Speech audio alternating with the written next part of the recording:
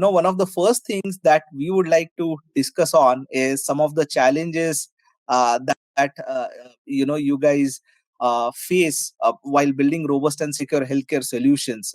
As I said, you have been doing this day in, day out. So it would be interesting to pick your brains about some of these challenges, and maybe going ahead, I can call out the names and you can just talk about some of these challenges. So maybe Katie, we can start with you. So some of the challenges that you see in building robust and healthcare and secure healthcare solutions. Yeah, absolutely. And thank you to Praveen for talking on mute for a minute. I can imagine you did that to make me feel better about doing that at the beginning of this. So thank you. Well, really, the immensity of this question reminds me of what I see as a child life specialist role in the hospital, and that's to reinforce the essential components of trauma-informed care. One of the three pillars of trauma-informed care is safety, and that when patients and families walk into the hospital, they feel safe when they're receiving care, whether it's due to their past experiences or their anxiety or just general inexperience in healthcare settings. I've seen time and time again that families are slow to trust medical personnel and facilities. So when they don't feel safe, they tend to put walls up with the care team, and providing appropriate, adequate, and supportive care becomes more challenging. So knowing this means that when we immediately have to make our users feel safe when they download our app, families won't trust our solution if they don't feel safe. So I'd say when you are developing a HIPAA compliant solution, our biggest challenge is to provide users with the information about their rights to their health privacy so that they feel safe when they're using our solution.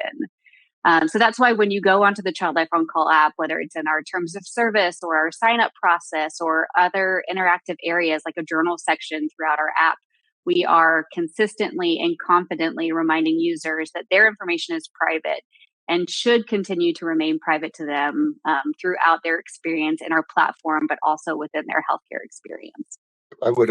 I would think that's a great direction to go in, Katie. And I would, from our perspective, which is in the rehab space, that one of the things I was going to say is that idea of patient perception is a very tricky thing to manage. Whether it's inaccurate or not, which it frequently is, doesn't matter. If you're perceived as exploiting a patient or using their data improperly, whether you are or not, you've lost their attention. That's a challenge. You almost have to overcompensate. We find the exact same thing. And of course, again, that word safety, as Faris mentioned, there under FDA review as well. So are we. We're applying as to the FDA for approval as a medical device, software as a medical device. And that's the number one thing, right? You have to really overprove that patient safety is secure. That's going to be the number one thing, of course, right? If it's not safe, the game's over. Everything else doesn't really matter.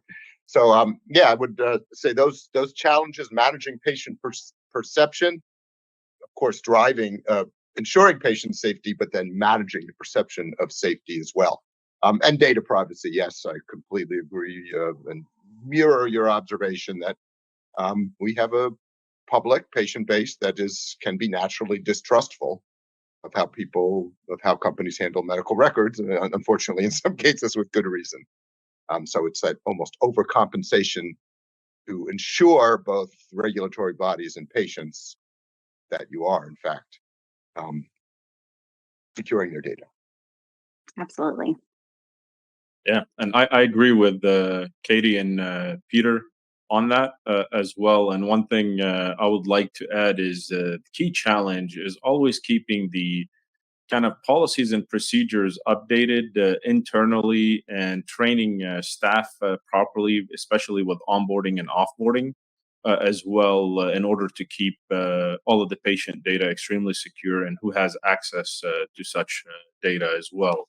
And from a perspective of FDA, yes, I would agree with you, Peter. The FDA process, it helps once you get FDA approved that you have your quality management system in place, your risk management, you've done threat modeling, and kind of gives the patients more kind of an acknowledgement that the software as a medical device has gone through the right procedures and testing and quality and keeping things, especially the information, secure.